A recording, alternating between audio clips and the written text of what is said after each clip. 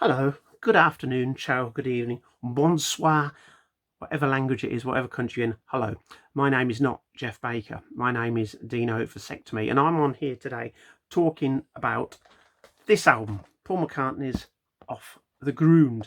It's never been one of my favourites, but recently a lot of fans have been saying how great it is, and I put a few posts up, and a few fans have said it's their favourite album. Incredible. I never thought people would say that. So just got a reappraisal and just talking to some about Off the Ground. That's what I'm going to do today. So thank you for watching my videos. I've got 2 Facebook groups as well coming up, the world of Paul McCartney, and also Paul McCartney Group 3000, which is exclusively for those that purchase the 7-inch singles box set. So join our groups. I will do quizzes on Paul McCartney coming up group. So it's great fun with fans around the world. But anyway, let's get on to this. So after he had the successful album of Flowers in the Dirt, Paul, we had to wait 4 years for a studio album. But in the meantime, we did get quite a few bits released. We were quite lucky.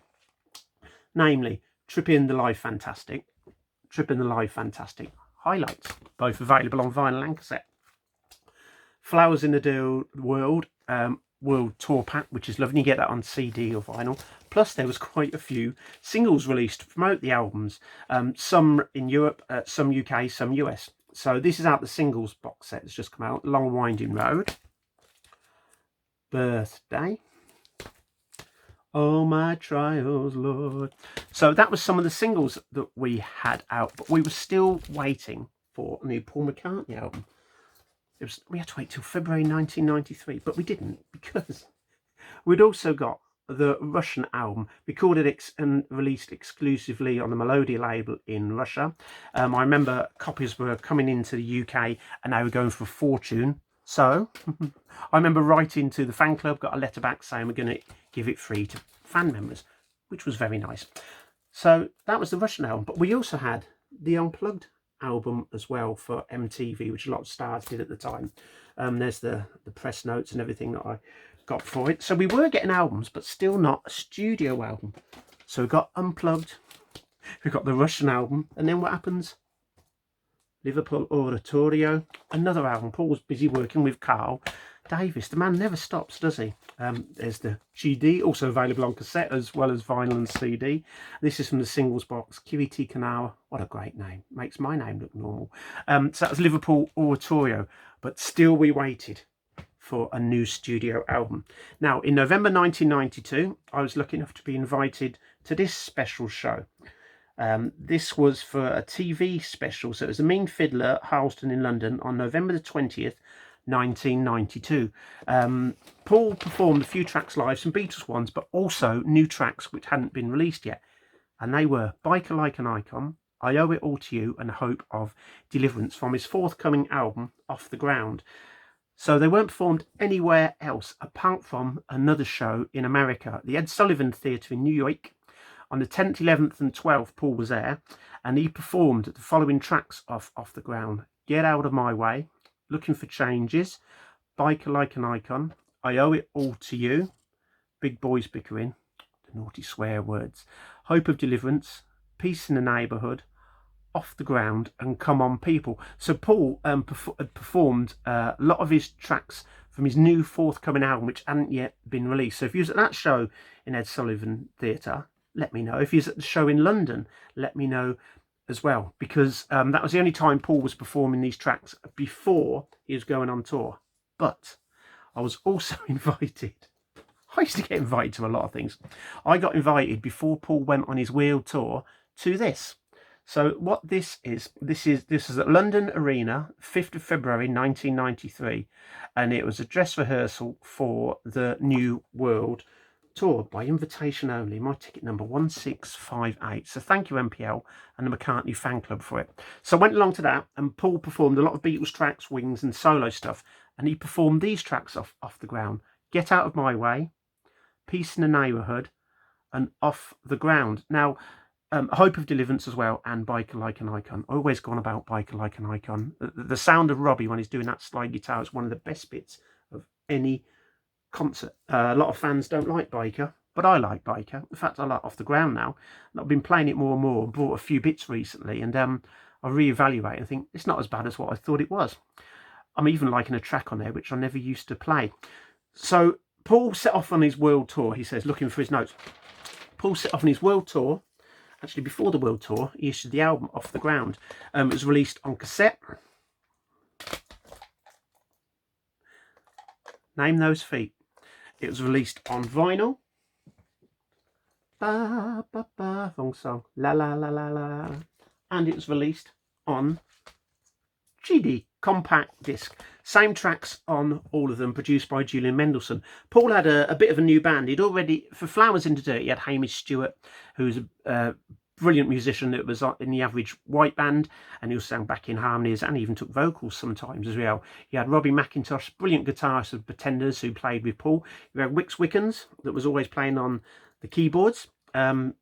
He was almost like an orchestra to himself, wasn't he? And he had a new drummer, Blair Cunningham, who had been in with the Pretenders because young master Christopher had left before the Off the Ground sessions. So Paul had a new band and he wanted to get out on tour again to tour the world. So the album come out, he says, looking at his notes, and I can't see where the notes are. Why do I do this? It came out in February 1993. I wrote this down where it came out. But I can't find my notes. Surprise, surprise. Just out of interest. That's a letter I got from MPL and Jeff Baker and everyone, and the McCartney fan club, telling me how I get tickets for that show at the London Arena Docklands, Friday the 5th of 1993. So the album come out, and Paul announced tour dates. And this is the tour dates that he did for, I always call it Off the Ground Tour, but he called it the New World Tour. Not the most imaginative title, but there we go. So the tour started on 18th of February in Milan. It went to Germany, Australia, New Zealand, USA, Canada, and it ended in June in Canada. Now, there was a second leg of the tour that started in September 93, and it went to Berlin, Austria, England. There were 3 dates, and I went to 2 of them. So Earl's Court, when did I go? I went on the 11th of September, and I went on the 14th. I don't know what it is about Earl's Court. I never thought the sound was good. It's great seeing Paul, especially when he opened with Drive My Car. But I didn't think the sound was good in Earl's Court. I remember thinking, just doesn't sound as good as a Flowers in the Dirt tour. When he played at Wembley Arena. Maybe it was Earl's Court. I don't know. But anyway, so I saw him in the UK. Then he played Sweden, Norway, Netherlands, France, Belgium, and Spain in October. Stopped again, then went to Japan and played in November, and then Mexico. That's Mexico. In December, he played Brazil, Argentina, and Chile. So it's a massive new world tour. I've just found the dates here when the album came out. Released on February the 2nd in the UK and February the 9th in the US. The album was recorded November 91 to October 1992. When it came out, he says, bending over, it wasn't as well received as Flowers in the Dirt. Kind of like Pipes of Peace wasn't welcomed as much as Tug of War. It's kind of like a follow-up with not so many good songs. That's how it was viewed and seen. And I mean, Flowers in the Dirt in the UK got to, let's have a look at it, got to #1, and it was in the charts for 20 weeks. Paul's next studio album of new tracks, Off the Ground, reached #5 in the UK and was only in the charts for 4 weeks. So it's incredible. It's you want to say it's a flop, you can't call it a flop. It's a top 10 album, but Paul's, after Flowers in the Dirt and Tug of War and Pipes of Peace, they sold many, many more. And in fact, I was just before, I was going to say, when it ends in a 3, it's usually quite a good year, isn't it? Let's have a look at this. So 63, you get Please Please Me. 73, you could be greedy, couldn't you? You got Red Rose Speedway and Band on the Bum. 83, Pieces of Pipe. And then 93, Off the Ground, la la la la la la. It's a very hard album to get on vinyl. When it came out, I had it on cassette and CD. I think I had it on cassette in the car and CD in the house. Eventually I got a CD player. I didn't have a vinyl player, but I never bought it on vinyl. So this is a Spanish version. I'm going to just move this wings thing off here because you'll get to see it better then. Because a lot of you won't have this album. So there's the feet, as you can see. This is Spanish. It's quite beautiful.